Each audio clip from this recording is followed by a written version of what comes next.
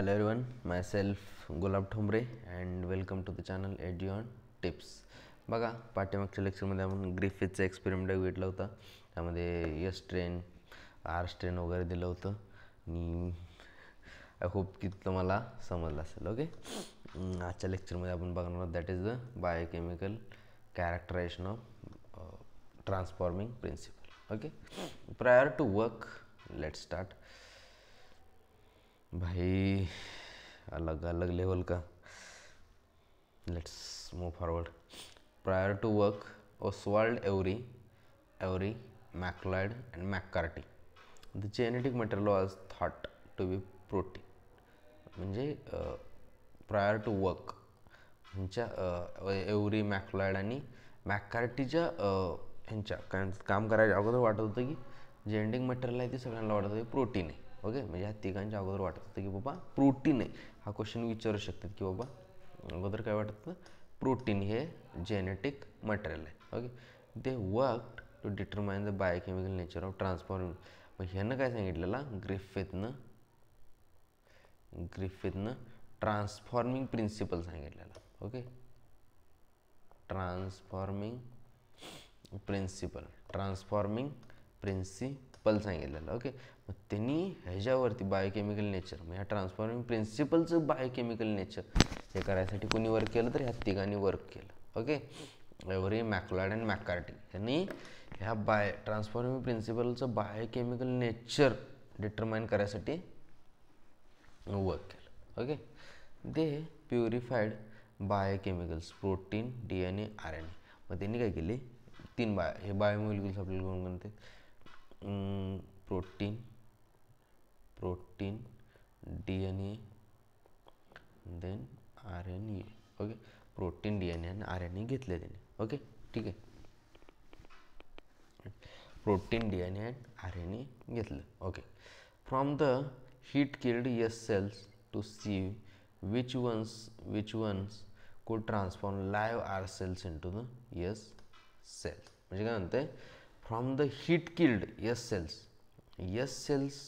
Heat killed जी S cells होता ना, S strain, त्याहून to see which ones could transform live R cells into the S cells. म्हणजे live heat killed S cell, Sला heat दिलेली ना आपण, मग हीट Sमधून आरमध्ये असं काय गेलं जे आर आहे ती S सारखं काम करू लागलं. ओके, त्यांना बघायचं होतं की बाबा अगोदर आर काय होता, आर आपला नॉर्मल होता, राईट. अगोदर आर जो होता ना, आर इथं नॉर्मल होता. ह्यानं कशाला जरी म्हणजे सपोज मायसला हे केला, देन मायस काय होता, लाईव्ह राहत होता. आणि जेव्हा यस नॉर्मल होता, यस जेव्हा मायसला देत होतं तेव्हा मायस डाय होत होता, राईट. इथंपर्यंत ओके. मग त्यानंतर काय झालं, जेव्हा ह्याला हीट दिली यसला जेव्हा हीट दिली ना, हीट दिल्यानंतर काय व्हायलं, तर ह्यो काय म्हणतात, यसला जेव्हा हीट दिली आणि ह्याच्यासोबत आर जेव्हा ॲड केला, तेव्हा हा यस तर नॉर्मल झाला, परंतु हा आर यस सारखी कामाला करू लागला. म्हणजे हा यस काय म्हणतात, आर आहे ते आर मायसला डाय करू लागला. म्हणजे हा आर काय म्हणतात, असं काय या आरमध्ये गेलं ह्या यसमधून, जे हा आर यस झाला आणि यस सारखी काम करू लागला. ओके, हे असं बघायचं होतं. Okay, the discovered that DNA alone from bacteria caused RNA to be transferred and bacteria to be transformed. काय म्हणते, त्यांनी डिस्कवर केलं की दॅट DNA अलोन, म्हणजे फक्त DNA from S bacteria caused R bacteria to become transform. म्हणजे त्यांना काय सांगायचं आहे, DNA त्याने असं शोधलं की फक्त DNA, only DNA alone DNA, फक्त DNA यस बॅक्टेरियामधून आर बॅक्टेरियामध्ये गेला. Okay, DNA this was DNA. म्हणजे जेव्हा काय म्हणतात यस ट्रेन जेव्हा हीट किल्ड यस घेतला आणि नॉर्मल आर घेतला, तेव्हा यसमधून आरमध्ये काय जे गेलं दॅट वॉज DNA सांगायचं. ओके, ट्रान्सफॉर्म झालेलं काय होतं, तर that was DNA. Okay, they also discovered that protein digest, म्हणजे त्यांनी डिस्कवर्ड कसं केलं बघा, that protein digesting enzyme protease घेतला and RNA digesting enzyme RNase did not affect the transform. Okay, म्हणजे त्यांनी काय घेतलं, पहिल्या स्टार्टिंगला प्रोटीन डायजेस्टिंग एन्झाईम घेतला, प्रोटीएज घेतला, परंतु त्यांना काय अफेक्टच नाही झालं. ओके, ऑब्वियसली आपल्याला पण माहिती आहे की बाबा, सध्या आपल्याला माहिती आहे ठीक आहे DNA, परंतु तेव्हा काय माहीत नव्हतं ना बाबा कोणतं हे असू शकतं, कोणता काय ट्रान्सफॉर्म होऊ शकतं, त्यांना काय अफेक्टच नाही झालं. सो बरं त्यांनी काय घेतलं, RNAs घेतला, तरी ट्रान्सफॉर्मेशनला अफेक्ट नाही झालं. त्यानंतर the transforming substance was not a protein or RNA. Digestion with DNA did inhibit the transformation. Okay, म्हणजे पहिल्या स्टार्टिंगला घेतला प्रोटीएज घेतला.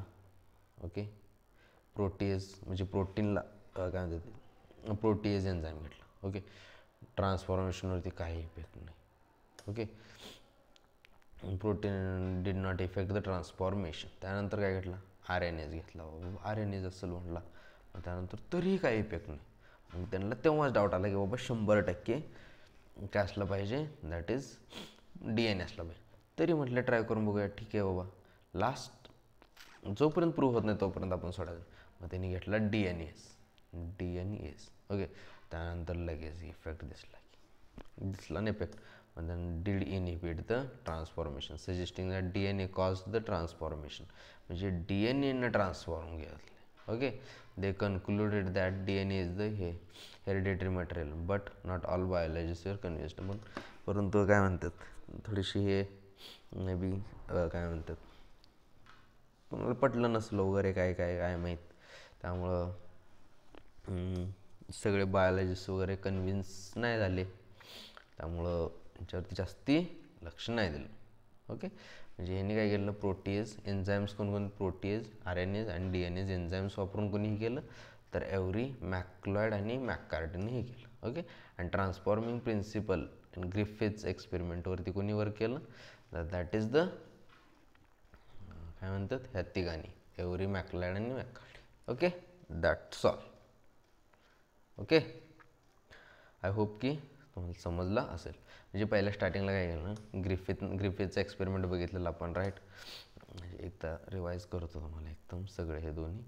जे पहिल्यांदा सपोज ग्रिफिथचा एक्सपेरिमेंट काय होता आपला, स्ट्रेन दिला, नॉर्मल स्ट्रेन, तेव्हा माईस डाय.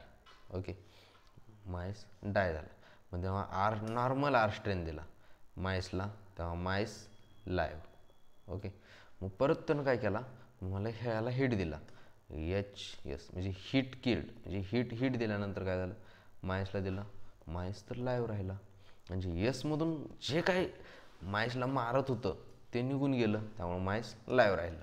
मग त्यानं काय विचार केला, असं आर तर असा बी काय म्हणतात माईसला लाईव्ह ठेवतो ना, मग म्हटलं ह्याच्यासोबत बघा. मग म्हणजे हीट किल्ड प्लस आर दिला माईसला. ओके, माईस तर डाय झाला. मग त्यांना समजलं की बाबा ह्या मधून ह्या आरमध्ये काहीतरी गेलं आहे, जे आरला व्हायरुलंट बनालं आहे. म्हणजे वॉज व्हायरुलंट, नॉर्मली वॉज व्हायरुलंट, आणि हे जो होता ना इनव्हायरुलंट, म्हणजे नॉन व्हायरुलंट होता. परंतु जेव्हा हिट दिली ना ह्याच्यातून ह्याला निघून गेलं, दॅट वॉज ॲक्च्युली DNA. परंतु त्यावेळेस त्यानं काय सांगितलं की काहीतरी असं आहे की जे ह्या मधून येसलं. मग ह्याच्यावरतीच काम कोणी केलं, तर ह्या तिघांनी मिळून काम केलं. ह्यांनी काय सांगितलं की बाबा ह्याच्यामधून ह्या मधून जे आरमध्ये चाललं आहे, जो आर म्हणजे अगोदर नॉन व्हायरुलंट असलेला आर हा व्हायरुलंट व्हायला आहे, that is because of DNA. मग त्यांनी काय केलं, त्यासाठी पहिल्यांदा 3 एन्झाईम घेतले. एक प्रोटीएज एन्झाईम घेतला, परत त्यानंतर RNAs एन्झाईम घेतला, आणि त्यानंतर DNAs एन्झाईम घेतला. ओके, DNAs एन्झाईम घेतला. कोणते प्रोटीएज एन्झाईम, RNAs एन्झाईम आणि DNAs एन्झाईम, असे 3 एन्झाईम घेतले. मग पहिल्यांदा प्रोटीएज एन्झाईम घेऊन बघितलं, काहीच अफेक्ट नाही झालं. RNAs एन्झाईम घेऊन बघितलं, RNAs एन्झाईम घेतल्यानंतर काहीच अफेक्ट नाही झालं. त्यानंतर DNAs एन्झाईम घेतलं, मग लगेच इफेक्ट झाला, that they did inhibit the transformation. म्हणजे त्यांना समजलं की बाबा DNA आहे. त्यामुळं हा मधून जो आरमध्ये ट्रान्सफॉर झाला ना, दॅट इज द DNA. त्यामुळंच माईस मिळाला असं सांगायचं होतं. ओके, त्यामुळे ते conclude that DNA is the hereditary material but not all biologist were convinced. Okay, that's all. Okay, thank you so much. I hope की तुम्हाला हे समजलं असेल. दोन्ही एक्सपेरिमेंट एकदम परफेक्ट असे पाठ झाले असते. Okay, thank you so much. Bye bye.